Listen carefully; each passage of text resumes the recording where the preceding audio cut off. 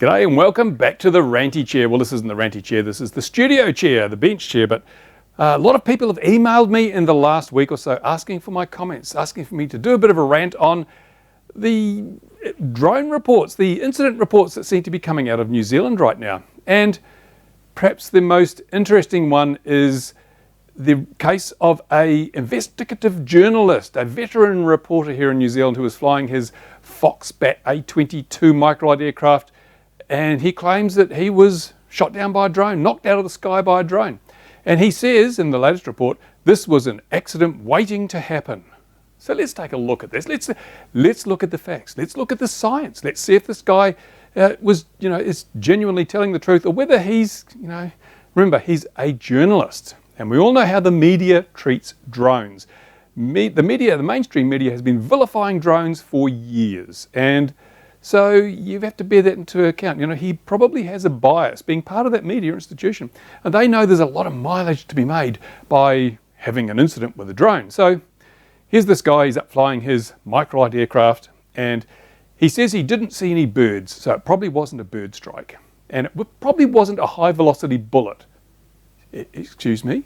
What person in their right mind would think, the second thought that comes into their mind is, I've been shot with a high velocity bullet, when their windscreen breaks in their microlight. Seriously, does he have that many enemies? I know he's got a couple, but I don't think there really would have been anyone on the ground with a high powered rifle shooting at his microlight.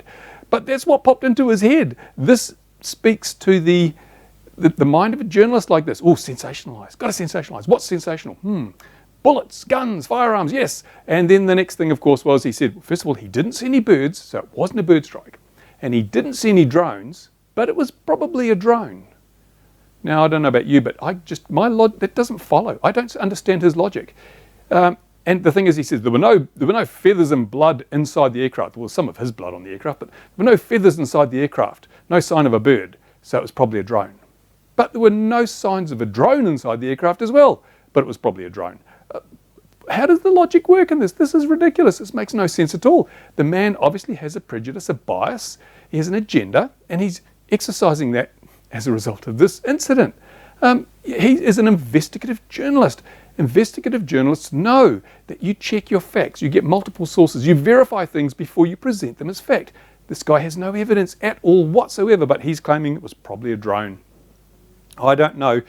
This just speaks further to the mainstream media's it's not even an unspoken agenda, it's an overt agenda to vilify drones, because stories about drones doing bad things capture people's attention. It gets their eyeballs on web pages, it gets their eyeballs on TV screens. So hey, let's ramp it up. And this guy is not averse to a bit of, what would you call it, controversy. I mean, he's such a controversial character that he stalked a fairly prominent business person in New Zealand, to the extent that this guy punched him in the face because he had enough of him. So yeah, that's the situation. Now, take a look at the aircraft he was using. It's a Foxbat A22. Now, these things cruise at about 140 kilometres an hour, which is, that's middle of the road. But for a microlight, it's not too slow.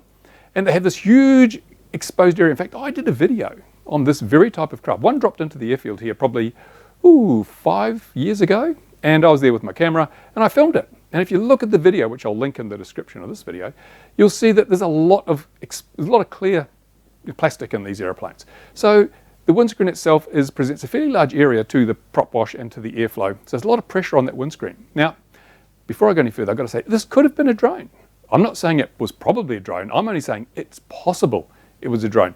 It was unlikely to be a drone for the reasons I'm about to explain, but it wasn't probable. And if it was a drone, let me say right now that whoever was operating that drone needs to be thrown in jail, because it is lunacy to operate a drone in a way that damages other people's property, puts their lives in danger. No one will ever say, hey, that's a good idea. No one, including me. I mean, I just look at it. If you are going to do that sort of thing, then you're a bad influence on the rest of the community. You are a bad actor, and you need to be taken out of the equation. So if anyone's doing that with their drones, lock them up. That's what I say. I'm not going to make any excuses for people doing that. But we still don't have any proof or evidence that that's what it was, because there was no drone wreckage found in the back of that plane. So here we go. This aircraft has a lot of plastic. Call it, I don't know whether it's polycarb or acetate or whatever it is, but a lot of plastic and a lot of pressure on that, because you've got this big fan up the front blowing air directly onto that windscreen. So it's under a lot of pressure. And I saw there was a recall for door latches on some of the Foxbat aircraft. Now the door, he said that when this windscreen exploded, the doors flew off, right? But did the doors fly off and then the window explode? Perhaps. I don't know, because if you've got all this pressure, if you're flying at 140k, the prop wash probably 160, 170k of prop wash on the windscreen. That's a lot of pressure over that area. Even if it's just a static head of a couple of pounds per square inch, we're talking about many, many pounds of hundreds of pounds of pressure probably on the front of this windscreen. Now, if one of those door latches, which supposedly were recalled because they were faulty, was fitted to the aircraft and the door popped, what's going to happen? Well, you're going to have a little gap where the doors don't swing wide open, they just open a little bit. If you've ever been in an aircraft with the door that's open, you'll know it doesn't swing right open because the airstream's blowing it back. But where the air passes over the narrow gap, Mr. Bernoulli says the pressure will drop. So you've got this positive pressure on the front of the windscreen, and if the door latch pops, and the pressure inside the cabin will drop. So suddenly the stress on that windscreen increases quite dramatically, because you've now, instead of having a fixed amount of static air pressure inside, that's dropped away. So the pressure is even greater, the differential is even greater. So that could have caused a structural failure. Now those windscreens are held in with little rivets or pins around the edge. If a crack had started there and it propagated, the extra stress could have just caused that to pop. We don't know. I'm speculating. I'm not saying it was probable, I'm saying it was possible, just from the evidence that has come to light. So the windscreen pops in, his headphones get blown off, his headset gets blown off, and he decides to do an emergency landing, coming down from 1,700 feet to land in a field in 30 seconds. That's a pretty steep rate of descent. You can understand the guy was panicked. What do I do? I've got to put it down. What's going on? Probably dazed and confused, because suddenly his world has changed from a peaceful, scenic flight to suddenly, 180 kilometers an hour of wind blowing in his face, and bits of plastic going everywhere, very noisy, very confusing. So it's understandable. He dropped it down, landed it, tipped over, banged his head on the roof, got cuts, blood, So it wasn't a good situation. But for him then to come out and say it was probably a drone, unbelievably bad, not good at all. Now, he said a couple of other things that are worthy of note. He said that there'd been a lot of drones sighted in that area. They're saying a lot of pilots had seen drones flying in this area before, and therefore it was only a matter of time before this accident happened. Well, I'm sorry, but I'm left scratching my head now. Why would you fly in an area where you knew there was a lot of drones and there was a potential risk of hitting one? Why would you do that? It's like, why would you swim in shark-infested waters? Because you can? Well, that's not a good idea. It just is flying in an area where you believe there are so many drones, it's a dangerous place to fly. Why would you do that? You've got the whole country to fly in. Why fly in a high-risk area that you yourself have acknowledged is high risk? This makes no sense unless you are deliberately going out there to, incite some sensationalist news. I don't know. But no, this speaks to a very, very poor choice on the part of this pilot, flying in an area where he believed it was dangerous to do so. So again, poor judgment. And another thing he said, which is even more interesting, is he says, it's almost impossible to see a drone from an aircraft. Let's think about this for a moment. He's flying along in his Foxbat, 140 kilometers an hour. It's almost impossible to see a drone from the cockpit of his aircraft. Now, he's not really doing much. He's just, looking at, you don't have to do much when you're flying a microlight. They almost fly themselves. They're like a stable model. And you can look out the windows. You've got plenty of time to see a drone. Okay, but it's almost impossible to see one, according to the seasoned veteran reporter. Yet if we look to a week earlier, there was an incident at Auckland International Airport where the pilot of an Air New Zealand 777 flying into Auckland International Airport claims he saw a drone. He saw a drone. Not only did he see a drone, but he estimated that it came within 5 meters of his aircraft. Now, his aircraft is a 777. They have an approach speed of almost 300 kilometers an hour. That's well over twice the speed of the Foxbat. And also during approach, the pilot of an airliner it's his busiest phase in the entire flight. He's busy going through checklists, he's busy making sure the flaps are the right angle, he's got the ILS lined up, he's got everything, all the knobs are twiddled and so forth. So he is very, very busy. There's a very high load on the pilot on approach to an airport. And he's flying at twice the speed. He's doing about 83 meters a second, I think, which is quite fast.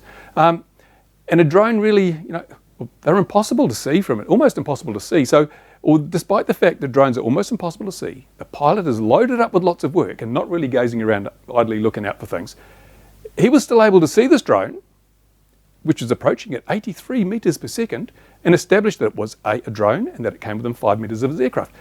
So again, this guy, Vaughan, is he full of shite saying it's almost impossible to see them?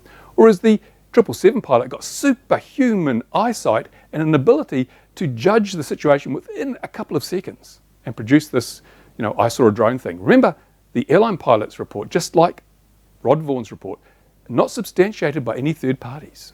So, it really doesn't sound good, does it? Now, something else to consider in this whole situation is that airline pilots realize the writing's on the wall. As it is, they basically babysit their onboard computer systems for the vast majority of the flight. As I say, the only time they're really busy is on takeoff and landing. The rest of the time, they just leave it to the autopilot. They just sit there in case something goes wrong, which very rarely happens. So airline pilots realize that their jobs they're already automated, significantly automated. And just as we're getting self-drive cars, we're going to have aircraft which are pretty much self-drive, and although everyone goes, I wouldn't fly on one of those right now, they will do because it's the way we're going.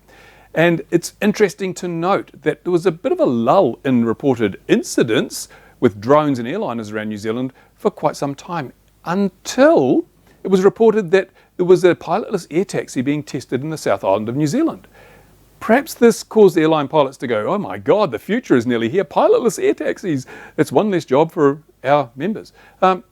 So maybe they thought, oh my God, the future's almost upon us. We really need to ramp things up, because if you look at the New Zealand Airline Pilots Association website, they have been putting out a stream of press releases saying drones need to be regulated, drones need to be registered, blah, blah, blah, blah, blah, drones are evil. So they realise they've been fighting for their members' livelihoods. And with the arrival of the pilotless air taxi testing, now they realise that, we better really get our fingers out of our backsides, because our jobs are nearly at an end, because automation is the future. So, we're going to have some drone incidents. Yes, pilots saw a drone. No one else saw it. Wasn't on radar. No third-party verification. And it came within 5 metres. It could have got sucked into an engine. Terrible bad things. So I can't help but think there may be an element of that involved in this reporting, without the third-party substantiation to verify things.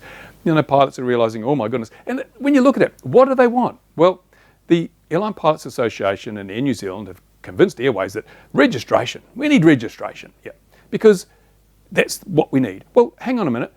Registration would not have prevented the alleged incident at Auckland International Airport, and registration would not have prevented the alleged collision between a drone and this investigative reporter's microlight, would it? Registration doesn't prevent a thing. And when it comes to safety, it's not about blaming people or holding people to account. It's about preventing bad things from happening. It's far better to stop bad things from happening than to have to clean up a mess. But the Pilots Association, Air New Zealand and Airways are all saying, we want to register. Nowhere in the world has it been proven that registration stops bad things from happening. If registration stopped bad things from happening, then we wouldn't need police on our roads, because in virtually every country in the world, you must register yourself as a licensed driver and register your vehicle by way of the little tax things. That registration process doesn't stop people speeding. It doesn't stop them passing on double yellow lines. It doesn't stop them doing wheelies and burnouts, and it doesn't stop people doing a thing. It's a feel-good thing. It's either a revenue generation thing. In the case of motor vehicles, it's usually revenue generation. And in the case of drones, it would be just a feel-good measure. Oh, look, we've done something. We've made people register. You're all safer now, which we know is rubbish, absolute rubbish. And the other thing that these parties are calling for is tougher drone regulations. That'll fix them. Tougher. We've got to toughen up these drone regulations. Restrict their use and what? Well, excuse me, but if someone really was flying a drone on the approach path at Auckland International Airport, obviously it wasn't a Phantom because the geo system would have stopped that. But if they were flying a drone near that 777, within 5 metres of that 777, they were already breaking the existing regulations. If somebody flew a drone into this investigative reporter's microlight, causing the windscreen to shatter, they were already breaking existing regulations. So what would tougher regulations achieve? Absolutely nothing. So these are small-minded people. I can't believe that people in these situations are so feeble in the head that they can't work this out for themselves. But of course, it's not about that. It's all about the agendas. Tougher drone regulation will mean that it take longer for drone technology to reach the mature state when it's going to take our jobs. That's what it boils down to. I honestly believe this. It's a case of, they're not looking out for their lives, they're looking out for their livelihoods. And the only way to do that they can see is to try and hold the future at bay by wanting it over-regulated and over-controlled so that it takes longer to reach the level where it's going to take their jobs. It's disingenuous, And it is outrageous. It shouldn't be allowed to happen. The media, they love it because they're working right in there. And of course, the ultimate coincidence and the ultimate collision of things is when you have a media that loves the clickbait, the hysteria of these drone stories, and an investigative reporter that is part of a story. Click, oh, look, that's the ultimate storm where this investigative reporter can tell the media that he's a member of, oh, it was terrible, it must have been a drone because I didn't see anything. So there we go. This is what we're dealing with in today's world. We do not have any news organisations. We probably do.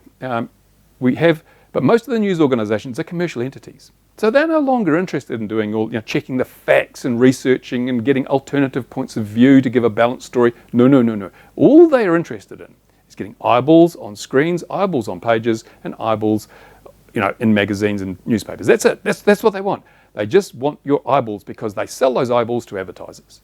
News, who cares? News isn't important anymore. That's why we have all this fake news, because today the public has become ever more demanding to have short stories that are really sensational. Look at the Daily Mail. I mean, that's its bread and butter. Stories that are sensationalized out of all belief because people want to hear the goss. It's all about gossip. The in-depth researched journalistic masterpieces of the past are gone. No one can afford those anymore. They can't afford to hire real journalists that do all the footwork and come up with the really good in-depth stories because there's not enough ad revenue in that. It's tragic, but that is the world. That's where fake news comes from. That's what we're dealing with. And unfortunately, the general public, they don't appreciate that. So when they see a drone story, it must be true. I mean, we had a story here in New Zealand. There were a couple of women sunbathing in their backyard. And they claim a drone hovered overhead for 30 minutes filming them, and they were most upset. But it never dawned on them to go inside. They just stayed there watching the drone. Oh, look, we're being filmed. It's terrible. It's terrible. I'm being filmed by a drone. But that's what we get. Just like this investigative journalist who said this was a dangerous place because there's always drones flying around there, but I'm going to fly there anyway. You're looking for trouble, you're going to find it. You really are. And this actually now boils down to, where do we go with drone regulation? Well, we can say, oh, we've got to ban these drones or keep them out of these areas. But we can also be pragmatic. And if you're a regulator, you've got to start saying, well, there are so many drones now that maybe we have to start altering where, how, and when manned aircraft can fly. Most regulators have had a pretty lax approach to manned aircraft flying below 500 feet. In most countries, it's not legal to do so unless you've got good reason to do so. But in a lot of countries, including New Zealand, a lot of people do fly below 500 feet. They fly down there because previously there was nothing there except a few birds. But now that area is getting pretty chock full with drones. So maybe the regulators have to say, we're going to start enforcing, you may not fly below 500 feet without good reasons such as takeoff or landing or in a designated low-flying area. Because if you do so, you're endangering yourself, your aircraft, and possibly other people. So that's not acceptable. Drones use that space. So it's no longer safe. It's like, when we were kids, we used to play on the road. But of course, kids don't do that these days, not around here, because there's far more road traffic than there ever used to be. So you realise, yeah, you could play on the road, but it's not safe. So just play on the footpath or in the school grounds. Don't play on the road, because if you get run over by a car, it's your own fault. Aviation, if you're flying a manned aircraft below 500 feet without good reason, and you hit a drone, you're the people at fault. You know they're there, and you choose to take the risk. Don't come snivelling and grizzling to the newspapers because you encountered a drone, which might have been flying completely legally at 350 feet. You're flying at 350 feet. Bang, who's at fault? Well, under the current regulations, the drone operator will always be at fault because they must give way to manned aircraft. But what happens if something comes out of the blue? I've been flying in a wooded glade, a mini quad in a wooded glade, and a Robinson A22 helicopter flew overhead, and you could see that there was a clearing in the trees, just flew, you couldn't hear it coming, it just flew right over at virtually little more than treetop height. Now, if I'd popped up to do a bit of a surf over the treetops, I wouldn't have heard the helicopter coming. A spotter wouldn't have seen the helicopter coming because we were shielded by the trees. And if I'd hit that helicopter, I'd be in trouble, even though I'd done everything right. And the helicopter was flying below 500 feet when it shouldn't have been. So regulators have to start saying to manned aviation, you guys are going to have to start carrying some of the responsibility here. It's no longer entirely the drone operators' problems because we know they're there, you know they're there, and if you don't take that into account when you make your decisions, then you live with the consequences. Tell me what you think. This is just my point of view, just my perspective. Tell me what you think. Is this vendetta that the media and some commercial pilots have against drones, is it has it gone too far? Has it really gone too far? Are we now just getting so much BS in the news that it's unacceptable? What do you think? I mean, what do you think about this microlight incident in New Zealand? I'll put a link to all the news stories that have been carried here in New Zealand about that incident. You read them up yourself, tell us what you think. And also this airliner. Here's a question for you. If you want lower insurance rates in most countries in the world, you get a dash cam fitted to your car. A little dash cam, it sees everything that's happening, right? And quite often that'll save you a few $100s on your insurance. So they're very popular. And if you go on an airliner, quite often international flights, you can see this little camera looking out the front, you can see out what you see, and you can see the bottom of the airplane and things. So they have cameras on the planes. Why isn't someone recording that footage on the aircraft or fitting a dash cam on the aircraft so that when we get these reports of, oh, a drone was sighted, then there's some evidence? Because the one big thing that's so often missing is evidence. And of course the media doesn't care about evidence, so every reported incident is like, it happened because the pilot said so. Why don't we demand some evidence? I want to see some dash cams. I want to see some footage of these drones. If a pilot can see it while he's busy going through checklists and setting big headings and things like that, surely the camera would pick it up, even if it's just 3 or 4 frames. In fact, I've seen footage on on YouTube of aircraft, and you've seen drones, and you can actually see them in the footage. Someone's got an action camera, you can see it. So they could be picked up by a camera. Why do they choose not to use these cameras? Is it because they know that most of these incident reports are nothing more than hysteria, hype, bullshit, in fact. And so they don't want to have to prove it because most of the time they couldn't. As I say, if anyone endangers a person or their property with a drone, they're an idiot and they deserve the full weight of the law to come down on them like a ton of bricks. But really, we have to do something about all the hype, the rubbish, the crap, the lies that are being told by certain parties because they are afraid of drones taking their jobs, and for some reason they just, in the media, who just love it because they can sell lots of advertising. There you go. That is the end of this rant. I hope it hasn't been too long. Tell me what you think, and as I say, if you see something in the news, you want me to comment on it, then do send me a message, because that's why I'm doing this one, because everyone said, hey, you've got to say something, and I've just said something. There you go. Thanks for watching. Now it's time for me to go and do some work.